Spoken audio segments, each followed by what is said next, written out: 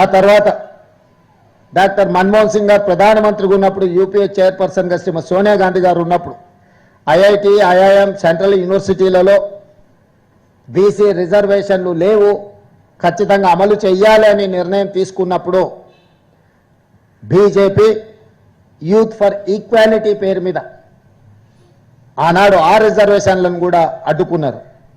కానీ మన్మోహన్ సింగ్ శ్రీమతి సోనియా గాంధీ గారు IIT IIM central యూనివర్సిటీల్లో ఓబీసీ రిజర్వేషన్లు అమలు చేయడం ద్వారా ఆనాడు అండగా నిలబడ్డారు. ఆ రోజు కూడా కుటిల నీతిని భారతీయ జనతా పార్టీ ప్రదర్శించింది. ఈనాడు మేము మొదలుపెట్టిన ఓబీసీ రిజర్వేషన్ల పెంపును 42% ఎట్లయినా అడ్డుకోవాలి అని బీసీ ద్రోహులుగా ఉన్న బీజేపీ ఈరోజు ముస్లింలకు స్థానిక సంస్థలలో రిజర్వేషన్లు ఇస్తున్నారని ఒక వితండవాదం చేస్తున్నారు. మేము పంపించిన బిల్లులను మీరు చూడండి, ఎక్కడైనా ఏదైనా మతానికో ఏదైనా కులానికో ప్రత్యేకమైన రిజర్వేషన్ ఉన్నదా? స్థానిక సంస్థల్లో 42% ఎన్ బ్లాక్గా ఎస్సీ రిజర్వేషన్లు కానీ ఎస్టీ రిజర్వేషన్లు కానీ ఓబీసీ రిజర్వేషన్లు కానీ ఎన్ బ్లాక్గా కేటాయించడం జరుగుద్ది. కులాలు ఉపకులాల పేరు మీద రిజర్వేషన్లు ఎక్కడా లేవు, ఇప్పటి వరకు అమలు జరగలేదు. ఎస్సీ ఎస్టీ ఓబీసీ రిజర్వేషన్లు ఎన్ బ్లాక్గా వాళ్ళ జనాభా దామాషా ప్రకారం ఎస్సీ ఎస్టీలకు రిజర్వేషన్లు అమలు చేయడం, ఓబీసీలకు గతంలో చంద్రశేఖరరావు గారు మేము 34% ఇస్తే ఆయన 23%కి తగ్గించి కుదించి ఎన్ బ్లాక్గా 23% రిజర్వేషన్లు అమలు చేశాడు. ఈరోజు యాజ్ ఇట్ ఈజ్గా 42% ఎన్ బ్లాక్ రిజర్వేషన్లు ఇవ్వాలి ఓబీసీలకు అని మాత్రమే చట్టంలో ఉంది. కానీ దురదృష్టవశాత్తు కేంద్ర మంత్రి కిషన్ రెడ్డి గారు, బండి సంజయ్ గారు వారు చట్టాన్ని చదివినరా చదవలేదా, లేకపోతే రాజకీయ ప్రేరేపితమైన ఆలోచనలతోని చదవకుండానే కళ్ళు మూసుకొని మాట్లాడుతున్నారా నాకు తెలీదు. ఈరోజు మీరు ముస్లింలకు రిజర్వేషన్లు ఇస్తున్నారు కాబట్టి మేము 42% అడ్డుకుంటున్నాము అని వితండవాదం చేస్తున్నారు. అందుకే నేను సూటిగా అడిగిన 2017లో రాజస్థాన్ నుంచి ఒక అబ్దుల్ సత్తార్ అని యూపీఎస్సీలో ఒక వెనుకబడిన ముస్లిం జాతి అయిన ఓబీసీ రిజర్వేషన్లో ఐఏఎస్ సాధించిండు. అదేవిధంగా 1971 నుంచి నూర్ బాషా కానీ దూదేకుల కానీ ఇతర వివిధ వృత్తులను చేపట్టే ముస్లింలకు చట్టంలోనే రిజర్వేషన్లు ఉన్నాయి.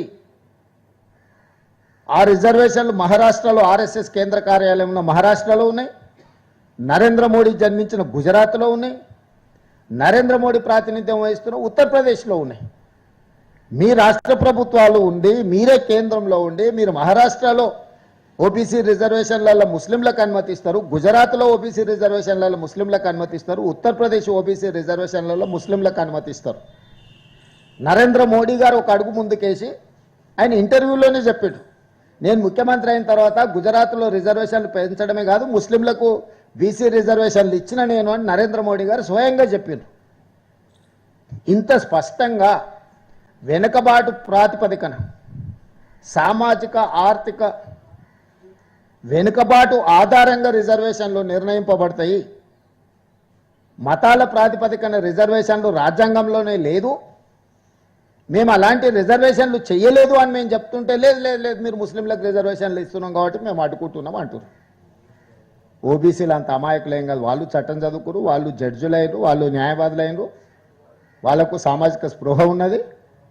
ఈ ఓబీసీ రిజర్వేషన్లు పెంచాలనుకున్న ప్రతి ఒక్కరికి సామాజిక చైతన్యం కలిగిన ప్రతి వాళ్ళు బీజేపీ ఏ విధంగా ఓబీసీ రిజర్వేషన్లను అడ్డుకోవడానికి ముస్లిం రిజర్వేషన్లను అడ్డం పెట్టుకుంటున్నారు. ఇది బీజేపీ అడ్డుకోవడానికి చేస్తున్న ప్రయత్నం. ఇక బీఆర్ఎస్ సికండి పాత్ర పోషిస్తుంది. ఎట్లయినా కాంగ్రెస్ని దెబ్బతీయాలి కాబట్టి మేము బీజేపీతోనే అంటగాగుతాము, మేము కాంగ్రెస్ పార్టీ చేస్తున్న ఏ మంచికి సహకరించము, విధ్వంసపూరితంగా వ్యవహరిస్తున్న బీజేపీకి మేము అండగా నిలబడతామని బీఆర్ఎస్ తయారైంది. సెకండ్ పాత్ర పోషిస్తుంది ఈరోజు బీఆర్ఎస్. ఎందుకు బీఆర్ఎస్ బీజేపీ చేస్తున్న తప్పిదాలను ప్రశ్నించడం లేదు? ఎందుకు నిన్న ధర్నాలో బీఆర్ఎస్కు సంబంధించిన రాజ్యసభ సభ్యులు పాల్గొనలేదు? ఇక్కడికి రాకపోను మేము చేసిన ధర్నాను అవహేళన చేస్తారు. తాటి చెట్టు అట్లా పెరిగితే కాదు, ఆవగించంత అవగాహన కూడా ఉండాలి. చెట్టు లెక్క పెరిగితే ఏం ప్రయోజనం లేదు సమాజానికి. ఆవగింజంతైన అవగాహన ఉండాలి. మమ్మల్ని బలహీనం చేసేటట్టు మా చేతులు గట్టేసేటట్టు వ్యవహరిస్తుంది బీఆర్ఎస్ తప్ప బీసీలకు ఏమైనా మద్దతుగా నిలబడదామనే సోయే లేకుండా పోయింది. ఈ నేపథ్యంలో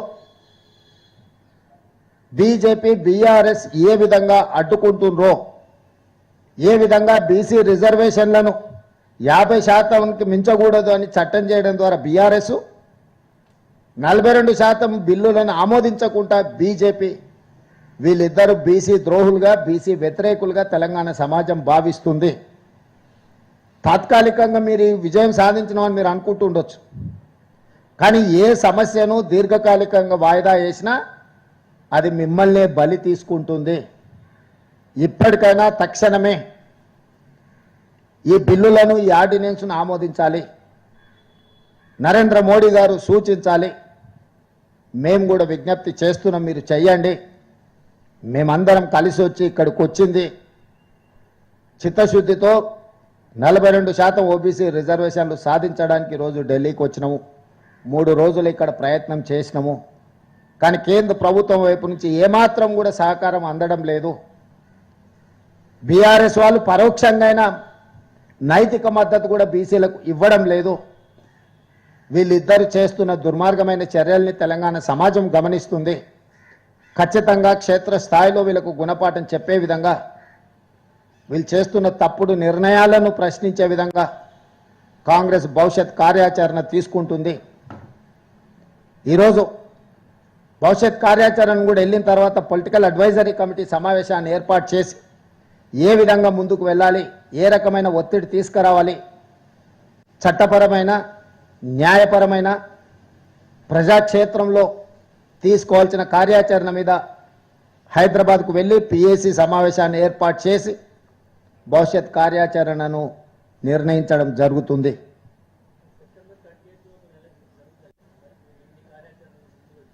ఖచ్చితంగా చేయాలనే చిత్తశుద్ధితోనే నిరంతరం ప్రయత్నం చేస్తున్నాము. సాధ్యాసాధ్యాలను అన్నిటిని కూడా పరిగణలోకి తీసుకొని పార్టీ ఆ తర్వాత ప్రభుత్వం నిర్ణయం తీసుకుంటుంది ఏ విధంగా ముందుకు వెళ్ళాలనే దాని మీద.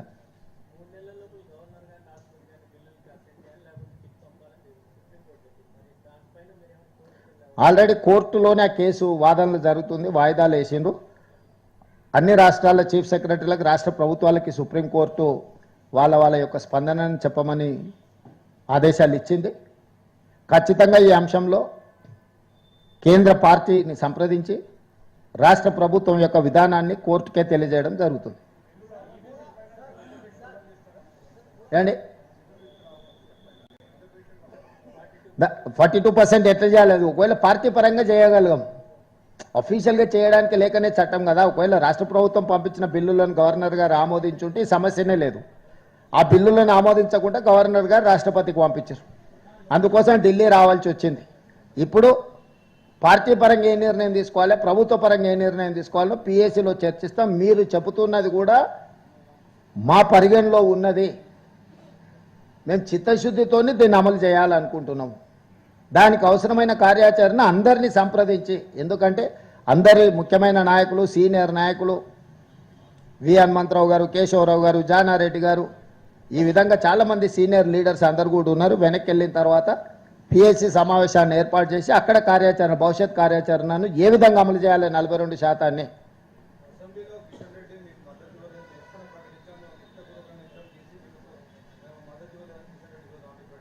ఆడ అసెంబ్లీలో రికార్డు ఉంటుంది. కిషన్ రెడ్డి కాదు కదా, కిషన్ రెడ్డి గారు ఏమైనా అసెంబ్లీ సెక్రటరీనా? కాదు కదా. అసెంబ్లీలో ఒక కార్యాచరణ ఉందా, అసెంబ్లీ రికార్డులు ఏముందో చూడండి.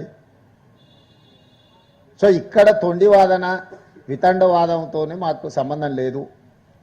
ఎక్కడ బీసీ రిజర్వేషన్లలో ముస్లింలకు 10% ఉందో, ఏ బిల్లులు ఉందో, ఎక్కడ మేము ప్రతిపాదించినో కిషన్ రెడ్డి గారిని చూపించమని ఉంది.